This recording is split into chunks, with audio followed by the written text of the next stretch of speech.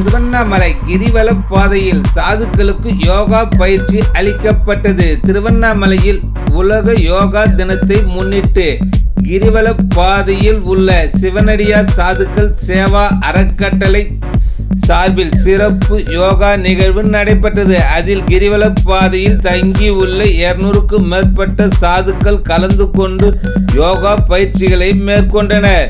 யோகாசன ஆசிரியர் சுரேஷ்குமார், நாகராஜன் உள்ளிட்டவர்கள் பத்மாசனம், வஜ்ராசனம், தடாசனம் உள்ளிட்ட 25க்கும் மேற்பட்ட யோகாசன முறைகளை பயிற்சி அளித்தனர். சாதுக்களின் உடல் நலம் மற்றும் மனநலம் மேம்படுத்தும் வகையில் உலக நன்மை வேண்டியும் இந்த யோகா பயிற்சி அளிக்கப்பட்டது என தெரிவிக்கப்பட்டது.